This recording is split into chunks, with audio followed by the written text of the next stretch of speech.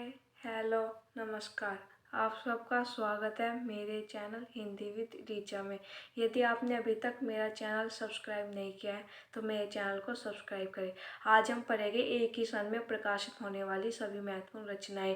ये इसका पार्ट 3 है। मैं अब तक 2 पार्ट ला चुकी हूँ। जिसने अभी तक नहीं देखे हैं वो जाकर जरूर देख ले। आज हम 4 सन पढ़ेंगे: 1974, 1975, 1982, 1984। अब तक मैंने 8 सन करवा चुकी हूँ। पार्ट 1 में 4 और पार्ट 2 में 4। ये हमारा पार्ट 3 है और इसमें हम 4 सन करेंगे। ये सभी हमारे कालक्रम में बहुत हेल्पफुल होंगे और साथ ही जो हमारी महत्वपूर्ण रचनाएं हैं उन्हें भी हमारे याद करने में आसानी होगी। चलिए शुरू करते हैं। उससे पहले मैं आपको दिखा देती हूँ मैंने कौन कौन से सन करवाए हुए हैं। पार्ट 1 में मैंने करवाए थे 1918, 1935, 1936, 1954। पार्ट 2 में मैंने करवाए थे 1938, 1956, 1958, 1972। तो अगर किसी ने नहीं देखी अब तक जाकर देख ले। और अगर किसी ने मेरा चैनल सब्सक्राइब नहीं किया अभी तक तो मेरे चैनल को सब्सक्राइब कर दे। आपका कोई डाउट है तो आप मुझे मेरी email ID Hindi with Richa पर भेज सकते हैं। ये हमारा टेलीग्राम लिंक है। मैं सभी वीडियो के अपने लिंक इसी चैनल पर भेजती हूँ, तो आप इस चैनल से जुड़ जाइए। और अपनी क्लास की पीडीएफ भी मैं इसी टेलीग्राम चैनल पर भेजती हूँ, तो आप सब जुड़ जाइए। आइए शुरू करते हैं हमारा आज का टॉपिक। सबसे पहले हम देखेंगे सन 1974 में प्रकाशित सभी महत्वपूर्ण रचनाएं। सबसे पहले है हमारा नाटक, जो कि है महत्वपूर्ण। यह है दशरथ नंदन। ये हमारा नाटक है और इसके रचनाकार है जगदीश चंद्र माथुर। अगला नाटक हमारा है रोशनी एक नदी है, लक्ष्मीकांत वर्मा का। बकरी नाटक है सर्वेश्वर दयाल सक्सेना का। बकरी तो हमें पूरा ही नाटक पढ़ना है क्योंकि हमारे कोर्स में लगा हुआ है, नेट के पाठ्यक्रम में ये लगा है। अगला नाटक हम देखेंगे सिंहासन खाली है, सुशील कुमार सिंह। इम्पोर्टेंट है, इसके रचनाकार बहुत पूछे जाते हैं। जो लोग पीजीटी टीजीटी की तैयारी कर रहे हैं वे अगर इनके सन याद नहीं करते तो ये रचना और रचनाकार सब याद कर लेना। आप सबके लिए बहुत महत्वपूर्ण है जो लोग पीजीटी टीजीटी की तैयारी कर रहे हैं। और नेट यूपीएससी एससी वालों के लिए तो ये सभी इम्पोर्टेंट है। इनका सन भी याद करना है क्योंकि कालक्रम वाले क्वेश्चन ज़्यादा पूछे जाते हैं नेट और यूपीएससी एससी में। तो अपने याद करते हुए चलेंगे और नोट करना मत भूलना। साथ में अपनी नोटबुक रखना और नोट करते हुए चलना।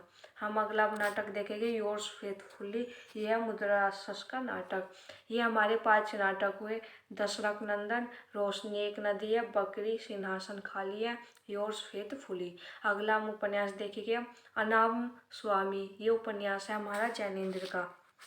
अगला हरा समंदर गोपी चंद्र। ये लक्ष्मी नारायण लाल का उपन्यास है। गली आगे मूर्ति है शिव प्रसाद सिंह का। इम्पोर्टेंट है, गली आगे मूर्ति है, हरा समंदर, गोपी चंद्र। तो आप ये सब नोट करते हुए चलेंगे और आप सबको ये याद कर लेना है।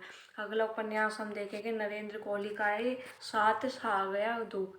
उससे अगला उपन्यास है मेरी तेरी उसके बाद। ये रचनाकार है यशपाल और ये उपन्यास है। इसका सन हम खास तौर पे याद रखेंगे 1974 क्योंकि इसका सन पूछा गया है बहुत बार। तो और ये कालक्रम में भी बहुत पूछा जाता है, तो हमें खास तौर पर याद रखना है। अगला उपन्यास देखेंगे हम मुर्दाघर जगदम्बा दीक्षित का। ये उपन्यास है। दर्द के पैबंद उपन्यास है हमारा प्रभाकर माचवे का। काली आंधी उपन्यास है कमलेश्वर का। लाल टीन की छत उपन्यास है निर्मल वर्मा। मुझे माफ करना उपन्यास है दिनेश नंदिनी डालमिया। तो ये सभी हमारे उपन्यास हुए। इसमें मेरी तेरी उसकी बात इम्पोर्टेंट है, दर्द के पैबंद इम्पोर्टेंट है, काली आंधी इम्पोर्टेंट है और मुझे माफ करना इम्पोर्टेंट है। आप याद करते हुए चलेंगे और जो मैं इम्पोर्टेंट बता रही हूँ उसे आप मार्क कर लेना।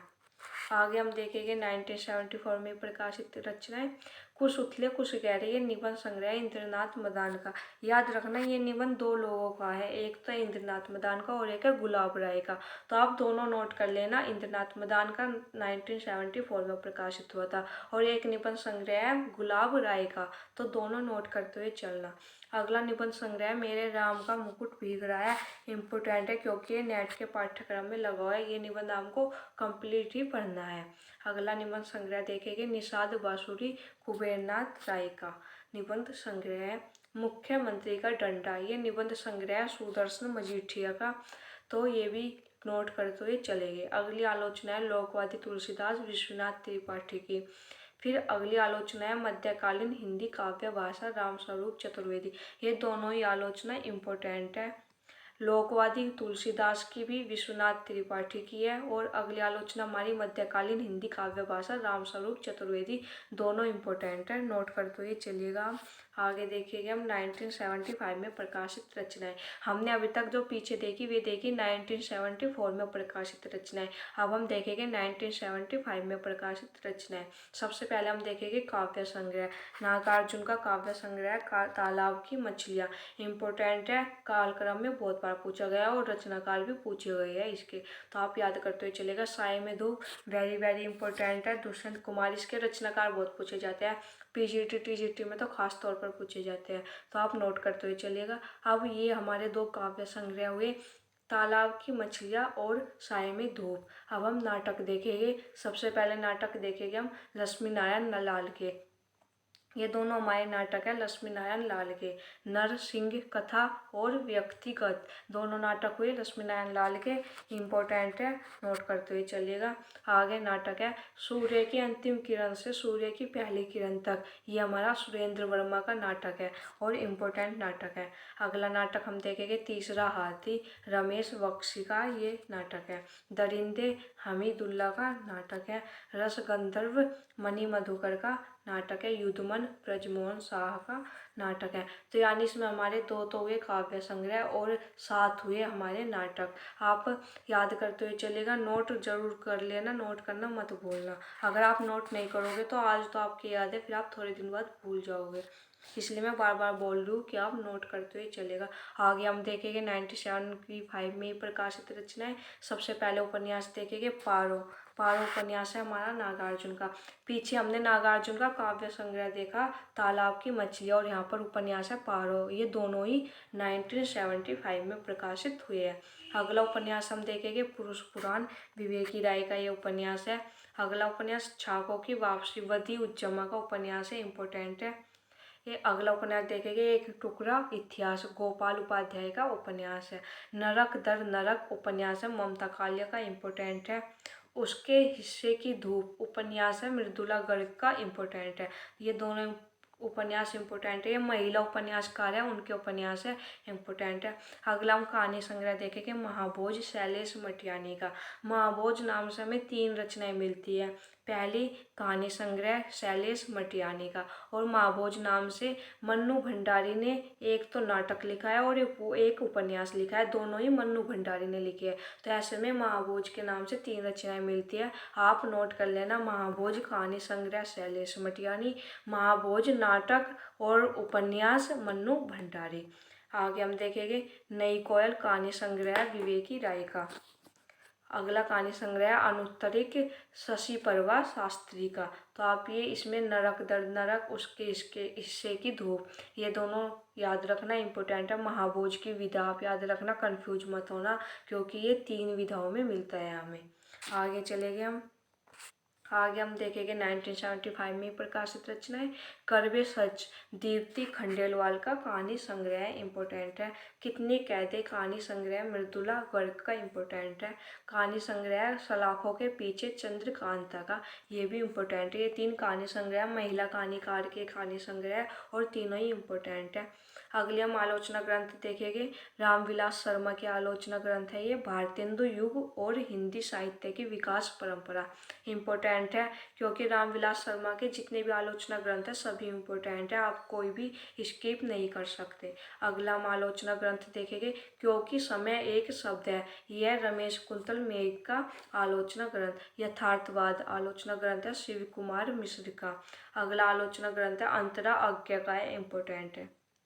कवि कर्म और काव्य भाषा आलोचना ग्रंथ है परमानंद श्रीवास्तव का, इम्पोर्टेंट है। ये क्वेश्चन तो अभी 2019 का जो नेट जेआरएफ का एग्जाम हुआ था उसमें पूछा गया था कि कवि कर्म और काव्य भाषा किसका आलोचना ग्रंथ है, तो याद रखेगा परमानंद श्रीवास्तव। जब हम ये सन के अकॉर्डिंग अपनी रचनाएं करते हैं ना, तो इसमें क्या होता है, एक तो हमारे कालक्रम में हेल्पफुल हो जाते हैं, और दूसरा क्या है, जो जितनी भी इम्पोर्टेंट रचनाएं है ना सभी विधाएं की, वे हमें सब एक जगह नोट हो जाती है हमारी। तो ये बहुत ही अच्छा तरीका है अपनी रचनाएं याद करने का।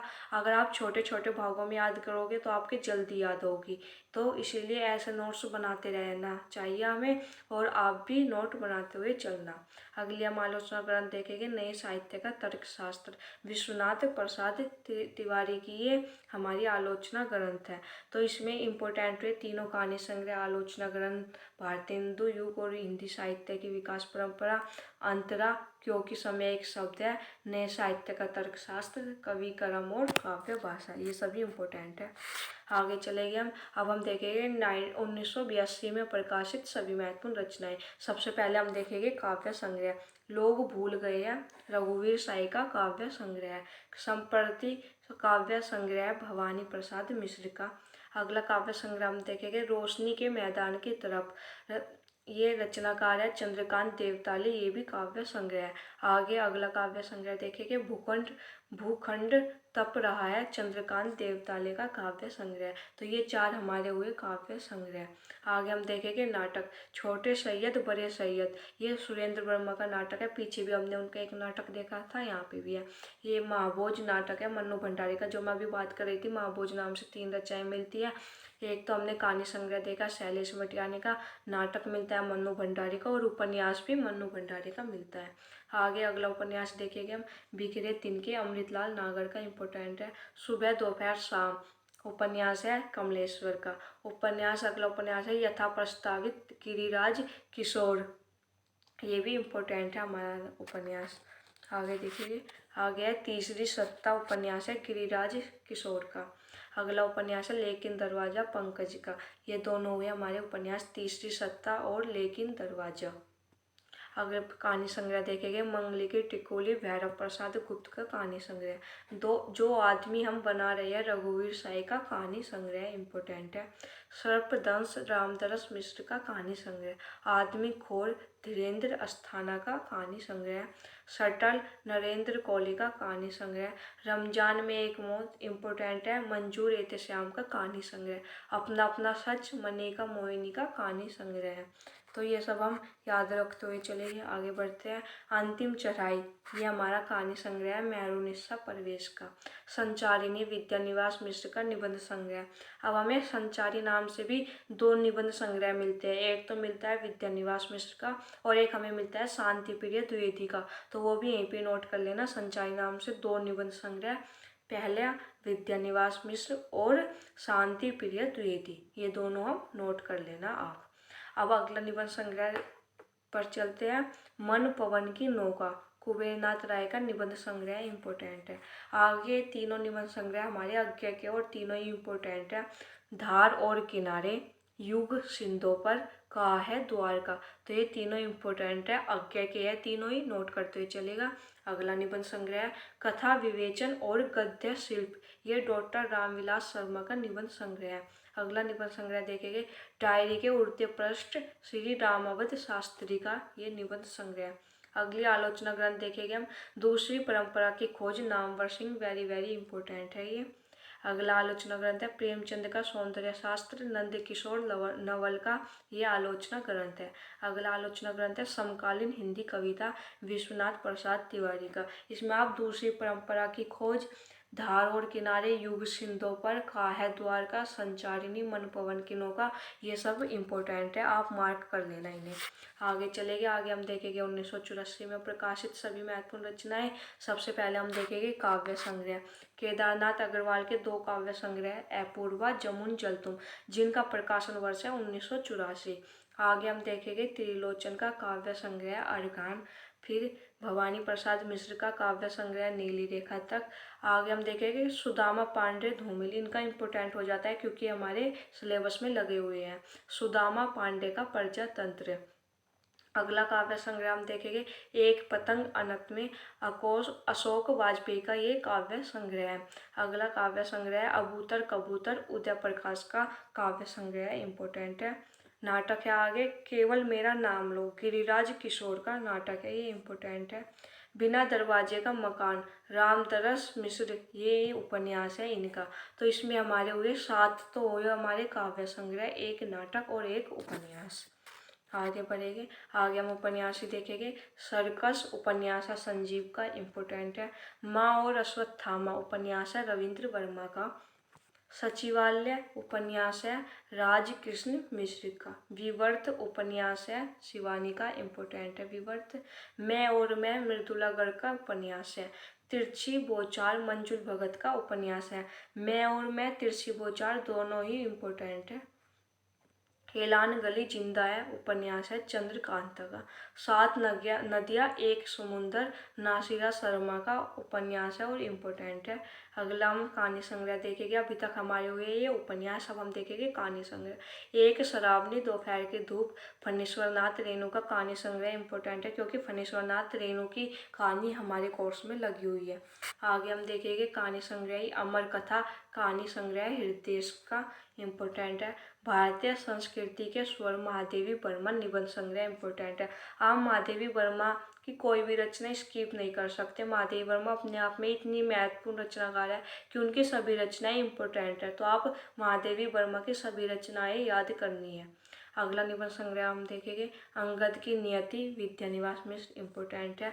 दृष्टि अभिसार निबंध है कुबेरनाथ राय का, इम्पोर्टेंट है। नया गांव नाम विवेकी राय का निबंध संग्रह इम्पोर्टेंट है। केंद्र और परिधि निबंध संग्रह ही है आज्ञा का, इम्पोर्टेंट है। छाया का जंगल आज्ञा का निबंध संग्रह इम्पोर्टेंट है। आड़ू का पेड़ रमेश चंद्र शाह का निबंध संग्रह। आलोचना शब्द जा सैकिरिया नंद किशोर नवल की यह आलोचनाएं इम्पोर्टेंट है। आगे हम देखेंगे। अब ये हमारी रचनाएं कंप्लीट हुई।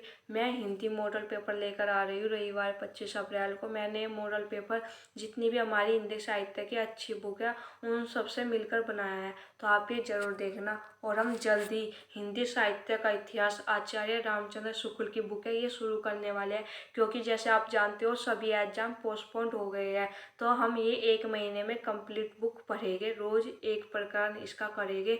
तो ये मैं जल्दी लेकर आ रही हूँ।